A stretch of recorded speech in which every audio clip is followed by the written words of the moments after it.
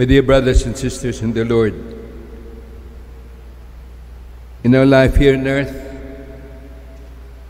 there's light, there's also darkness. There is joy, and there's also sorrow.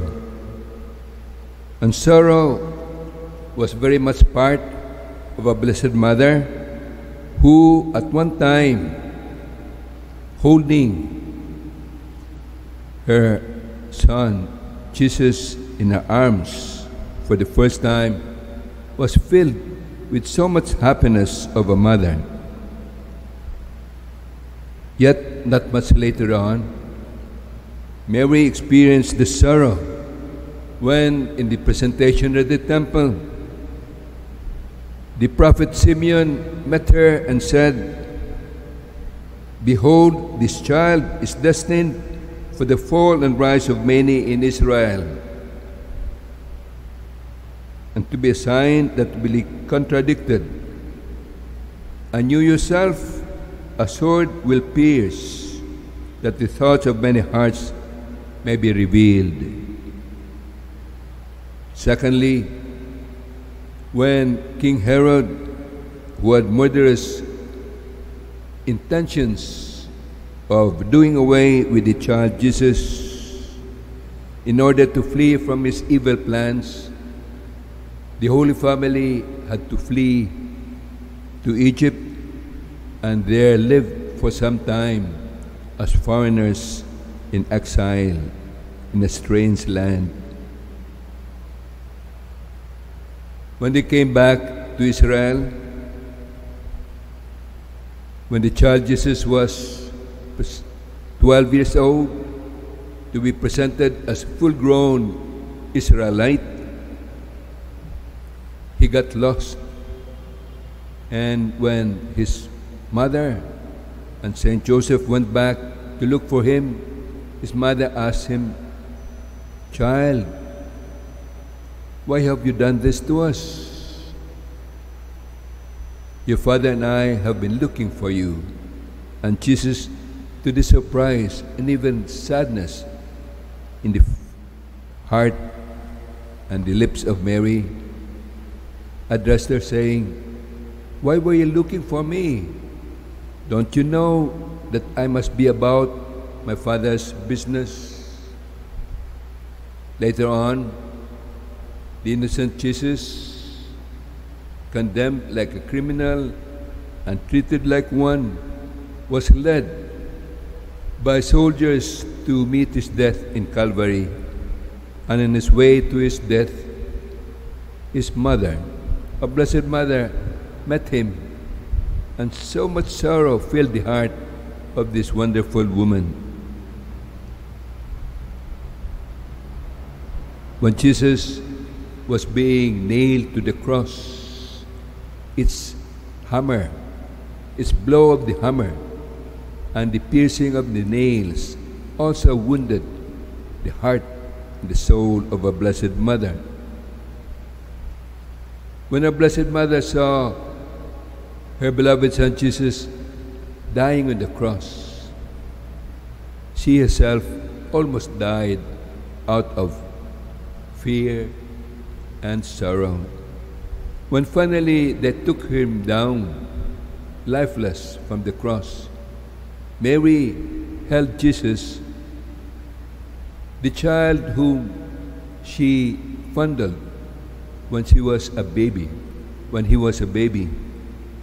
and for the last time here on earth, she caressed the dead body of her son until finally they laid the dead body on the tomb. Sadness was also part of many others. We are not strangers to sorrow. Even men suffer sorrow and sadness, as was seen in the life of Job, a good friend of the Lord, yet he was allowed to be tempted.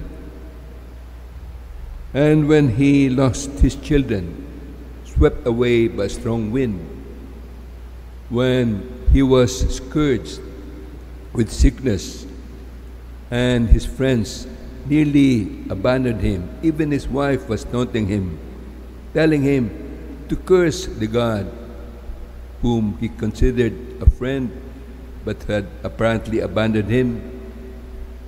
Job wisely said, if we can accept good things in life from God, can we not accept evil things in our life? The Lord has given, the Lord has taken away. Blessed be the name of the Lord.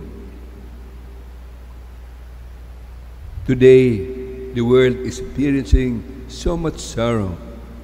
So many mothers are sorrowful at the death of their children. So many parents have their hearts transfixed with so much pain and sadness. Here in the Philippines, we are not exempted from this pandemic.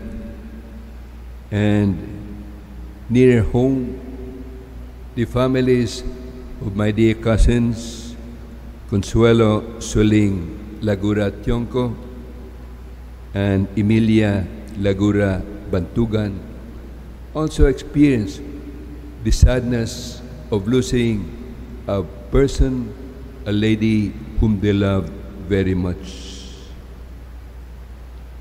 In the life of our great and first missionary to China, Saint Joseph Fernandez, where he experienced so much suffering and so much sadness among the people whom he considered his sons and his daughters.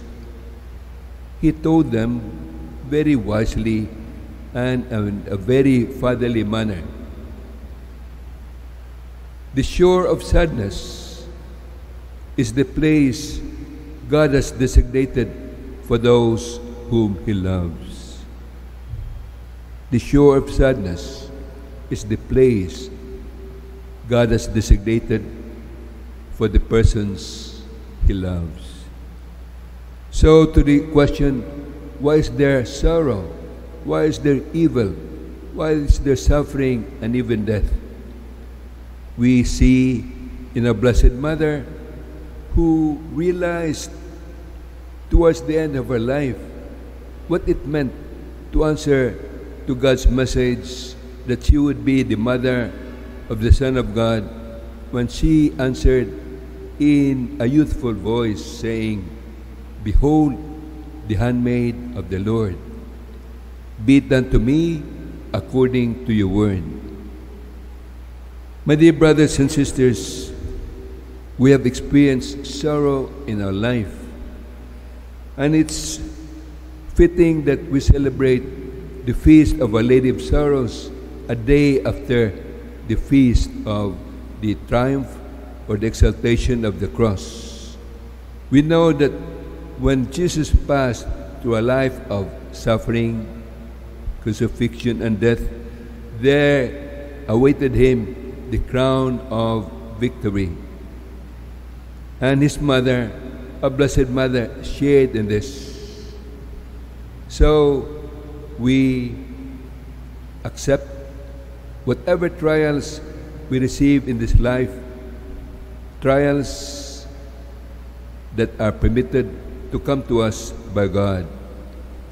And we say, like a Blessed Mother, "Behold, the servants of the Lord, be it done to me, be it done to us according to your word." Amen.